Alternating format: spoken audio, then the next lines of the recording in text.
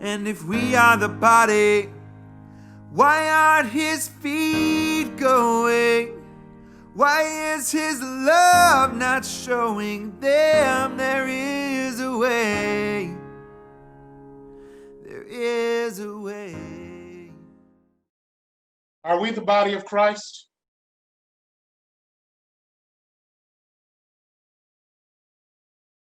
We are the body of Christ.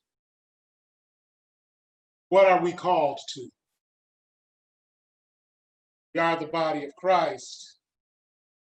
How should we address the issues that are taking place in our society today?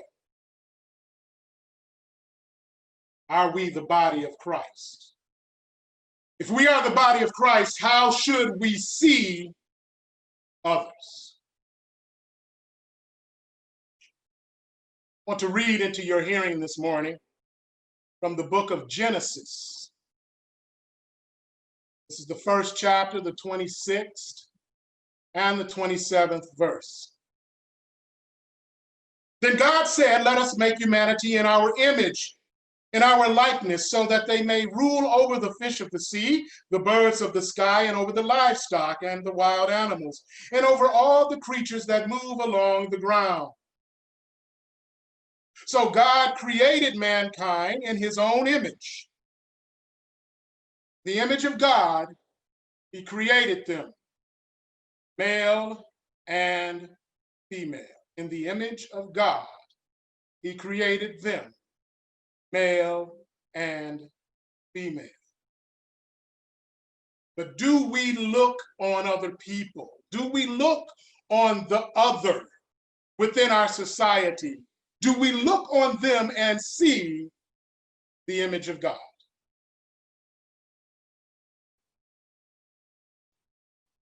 "13 days ago, George Floyd walked into a store and attempted to pass a counterfeit $20 bill. He was caught. He was arrested. And before the sun went down, George Floyd would be dead, having been killed in the custody of the Minneapolis Police Department by Officer Derek Chauvin. Was he seeing the image of God?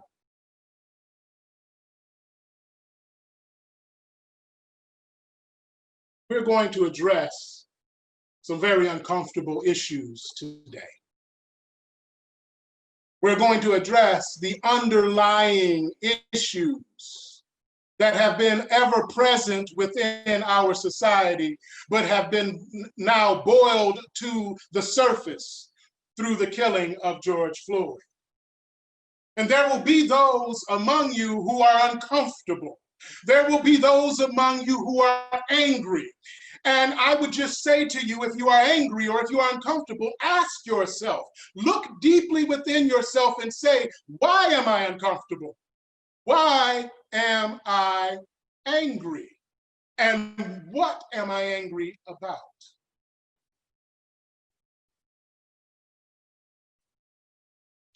There are those that will say, do we even really need to address this, Pastor? After all, we truly do believe what happened to George Floyd was wrong.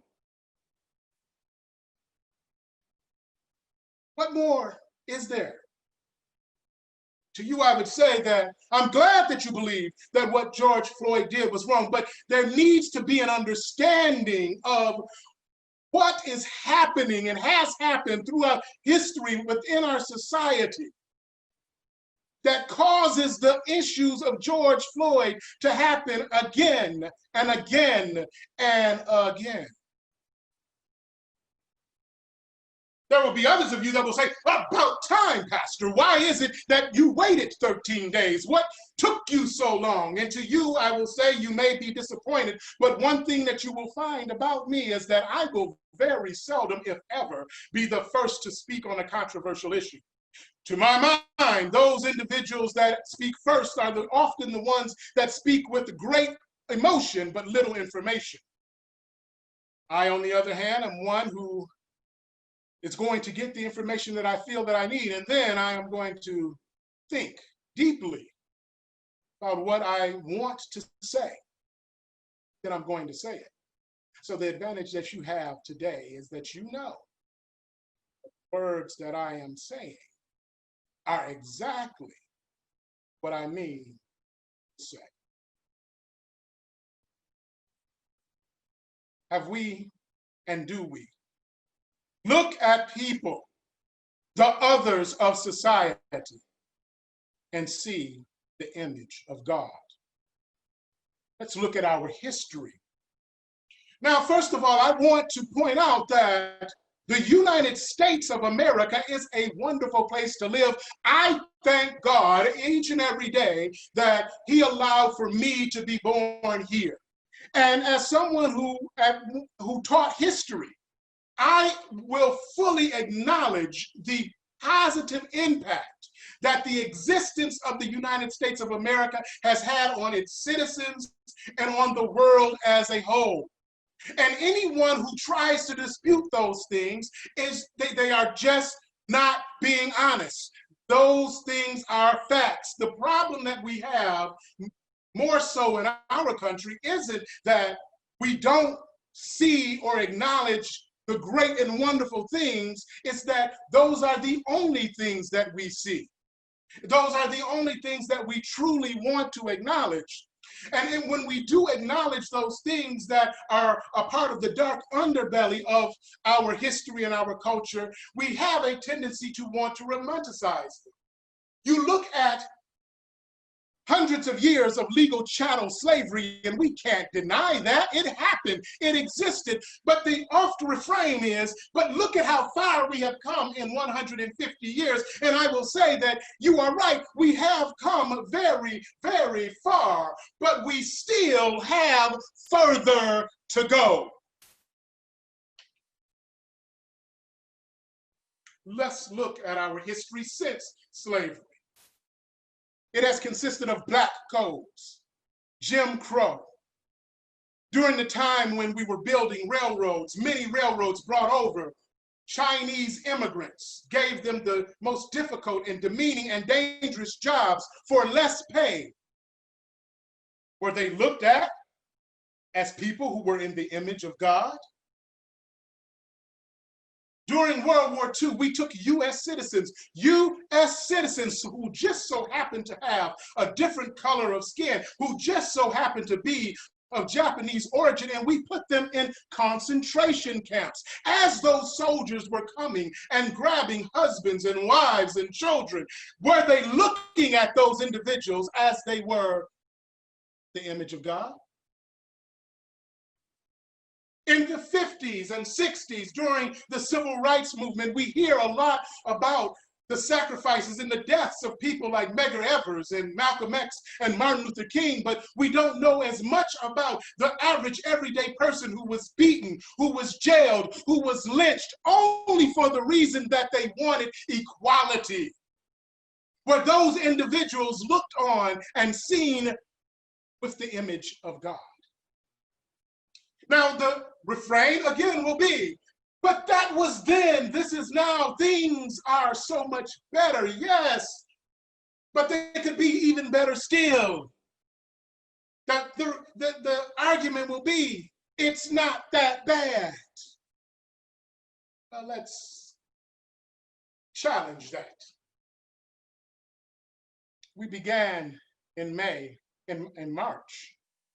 Lockdowns because of COVID-19. I want you to find an Asian brother and sister and ask about the tasteless jokes, the harassment,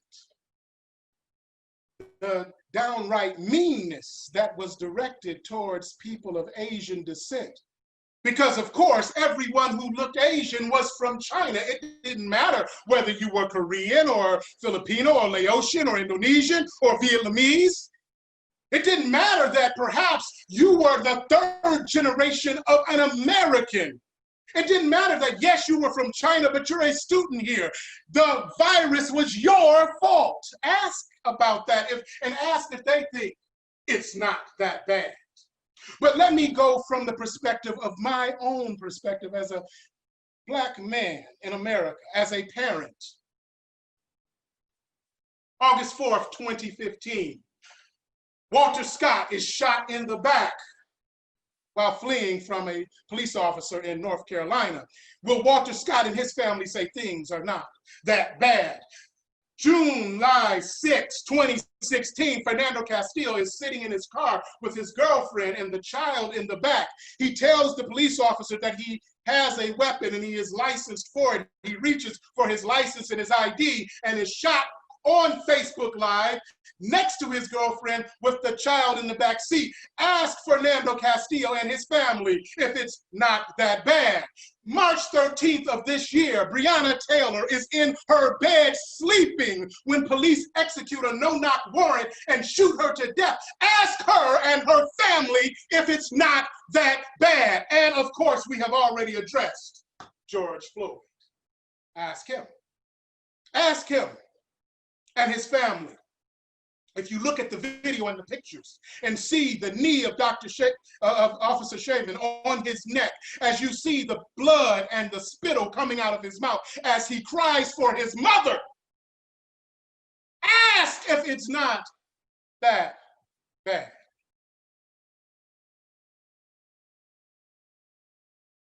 And just listen to our experience. If you want to know what it is like to live in the skin of a person of color, let me tell you my own personal story. This is my personal story, but this is not a story that is unique to me. This story that I'm going to tell you is one that every person of color who has children has had to go through. The year is 1989. I'm 15 years old, sitting at my dining room table, thinking about all the things that have happened at this dining room table. See, we had a formal dining room. And within that formal dining room was where we had many of our special meals, birthday meals, and Thanksgiving. I can still imagine my grandfather sitting at the head of the table during those meals. It was on this dining room table where my mother taught me how to play chess, to the point where she could no longer beat me because I was just that good. And there had been many a serious conversation that had taken place at that dining room table. And I didn't know it at the time, but another one of those serious conversations was about to take place. My mother was sitting on one side of me with a very serious look on her face. On the other side was my grandmother, who did all of the talking. She said to me, "Franklin, you've been a pretty good kid. We're proud of you. You're about to get your license, and we know that you're going to go out, you're going to obey the traffic laws, you're not going to speed, you're going to be careful. But sometimes mistakes happen. And when those mistakes happen, you may be pulled over by the police. I want to talk to you about how that you need to handle that situation." She said, "First of all, if you can, make sure that you pull over in an area that is well lit and that there are people around. You keep your hands on that steering wheel. You make sure that that officer can see your hands. Don't make any certain movements. Do you understand me?" "Yeah, Grandma, I understand you." "No, I need to know, do you understand me?" "Yes, Grandma, I understand." Now, when that officer comes to the door, don't you go mouthing off. It's yes, officer, and no, officer. "Do you understand me, son?" "Yes, Grandma, I understand." Now, he's going to ask for your license and your registration. You should keep those in places where you can get to them easily. But even then, as you're reaching for them, make sure you tell that officer, "This is where my license and registration are. I'm reaching for them. Do you understand me, boy?" "Yes, Grandma, I understand." And then she says, "And don't you go hanging out in those suburbs at all hours of the night. That's not where you're supposed to be anyway." Now, I will admit, at this point, I was thinking about challenging my grandmother. This is America. I'll go where I want to go. Now, my grandmother was 5'2". She was a little short, sweet, demure, kind, God-loving woman. But Even in my 15 years, I knew that challenging her on this issue, which was obviously serious to her, was not something I wanted to do. It might cause me to lose some years off of my life if I do. So I didn't challenge her. I just said, okay, Grandma. And then she grabbed me and she hugged me and she held me so tight. I'm like, okay, what's going on here? I'm looking at my mom. She's got this serious look on her face. My grandmother is acting like she doesn't want to let me go. I didn't understand that conversation for 29 years after it happened. You see, what my mother and my grandmother understood then, and is true even now, is that bodies of color were not valued at the same level as others, that bodies of color, especially young men, were perceived as a greater threat than others. Now, I hope that you're hearing what I'm saying. I hope that you're not standing back and saying, but that's not true, because I'm not telling you about something that's out in the ether. I'm telling you about my experience. I'm telling you about the experiences of African American and Hispanic men in this country on a day-to-day basis. This is not theory. This is fact. So I hope that you're hearing me. Parents everywhere have to have this conversation. Within the Black community, it's called the talk. And for generations after generation, parents have set their children down to have the talk.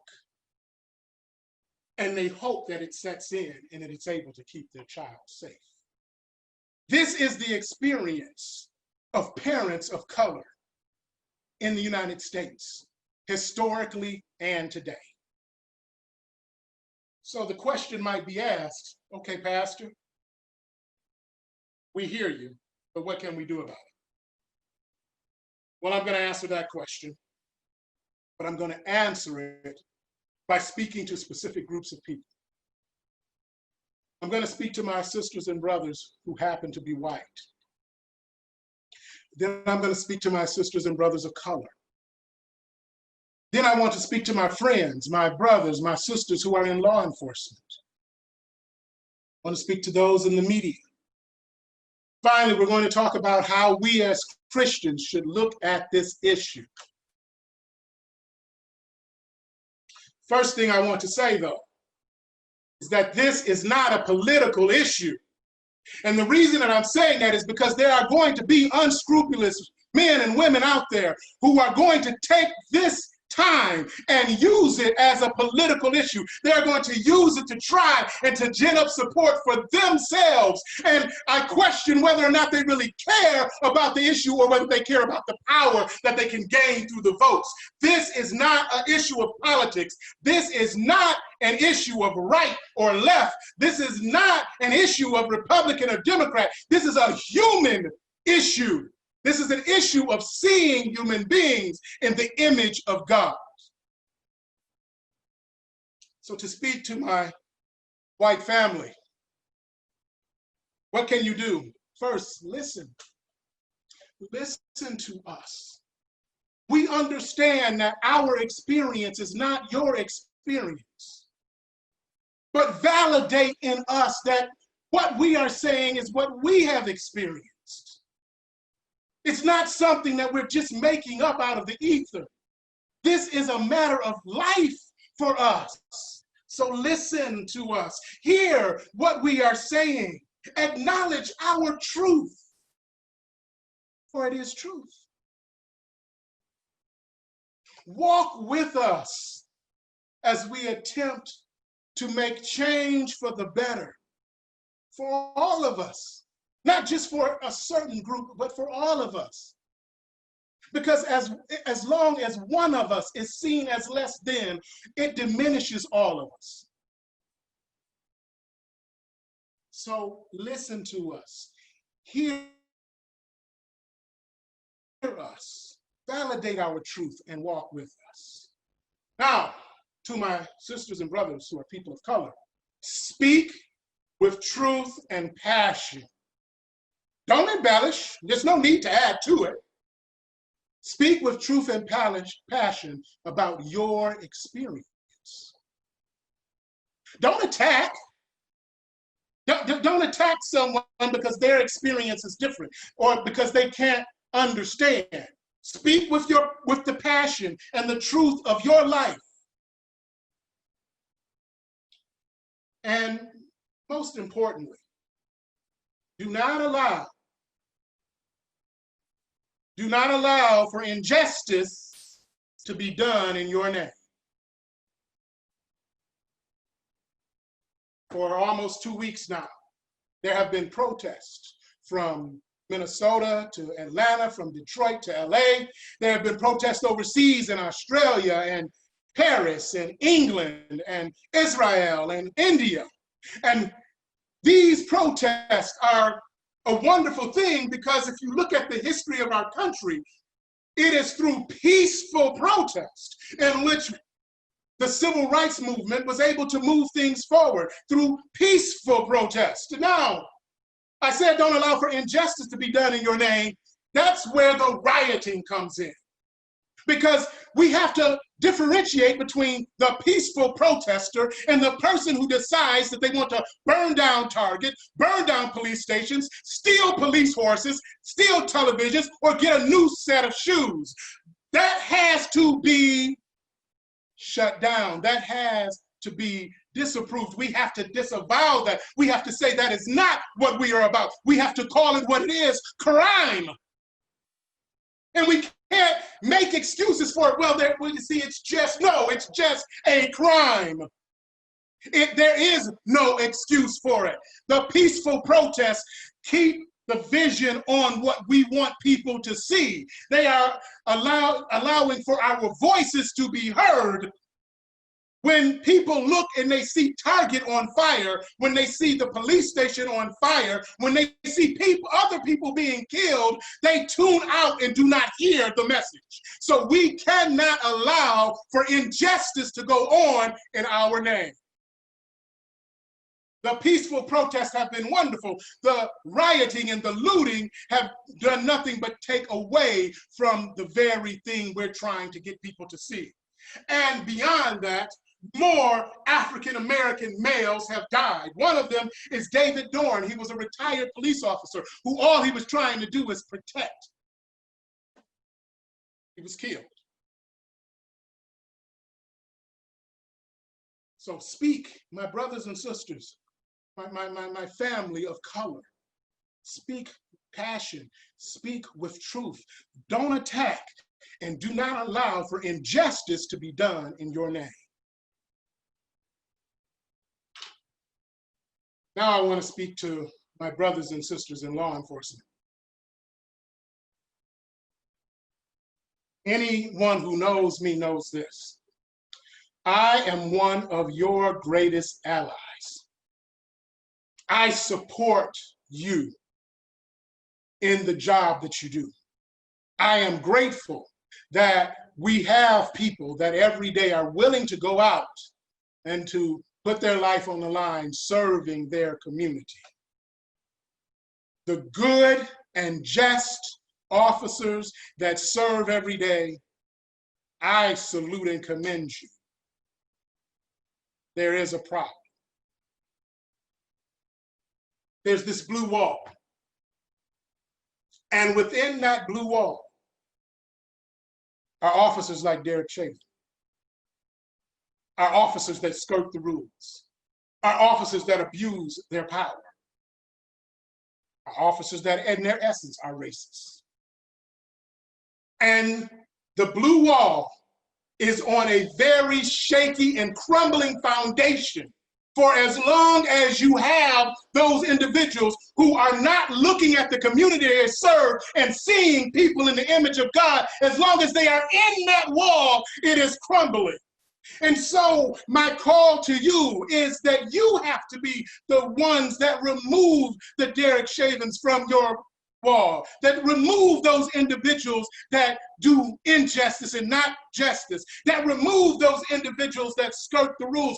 You have to be the ones. You cannot allow for them to stand behind that big blue wall and be protected.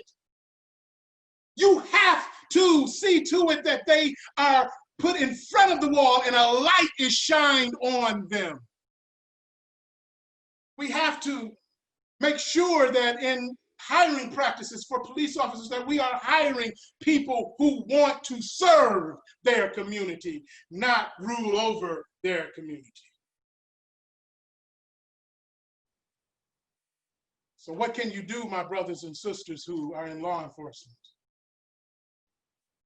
You can purge the Derek Chavins. You can purge bad police officers from your ranks.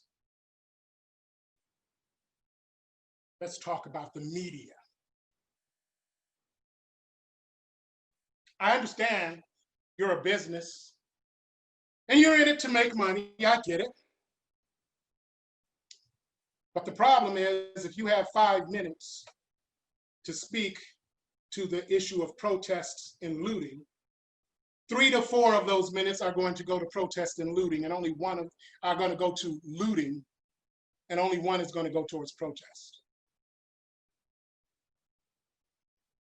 How can our voice be heard when the light is shined on those that have nothing to do with what we're trying to achieve? And then, once again, you go and you make excuses. Well, it's not that bad, or it's only property. Shine the light on the people that are peacefully marching. Shine the light on those that are trying to build equality. Shine the light on the people who are speaking and telling their story and telling their truth, not on those that are committing crimes.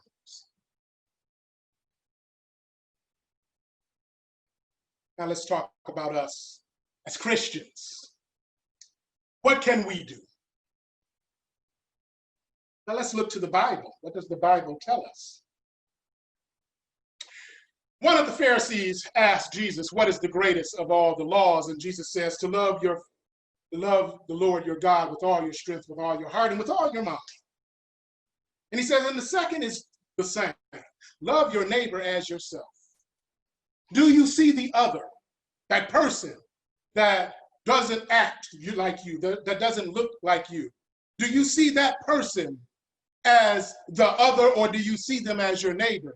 Because you see, Jesus uses a great example in the story of the Good Samaritan. Samaritans and Jews didn't get along, but yet this Jewish man he's robbed and he's beaten to near death. 3 Jewish people pass by him. This Samaritan, who's supposed to be someone who doesn't like him, picks him up and cleanses him and takes him and puts him in a hotel and tells the innkeeper, take care of him. Here's some money, and if you use more, I'll pay it back to you when I get back.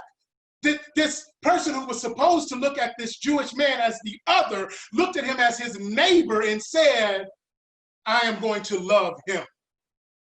That is our call as Christians, to love. To love the George Floyds of the world. To love the Breonnas of the world. To love those that don't look and act or carry themselves in the same way that we do, because they are still people who are made in the image of God. When Cain kills his brother, God asked him, he says, where's your brother? Cain says, am I my brother's keeper? And the answer to that question for us as Christians, are you your brother? Are you your sister's keeper? And the answer is yes, I am. Because if I am not uplifting my brother, if I'm not uplifting my sister, then I cannot be uplifted myself. Understand that we cannot achieve as much as we possibly can as a community as long as we are divided and as long as we are not willing to stand up for each other.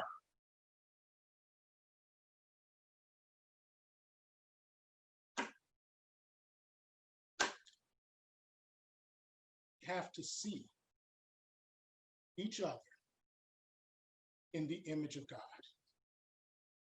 What can we do as Christians? That's what we can do. We can love our neighbor. We can stand up for each other. Yes, we are our sister and brother's keeper, and we can see all of God's humanity as someone who is created in his image.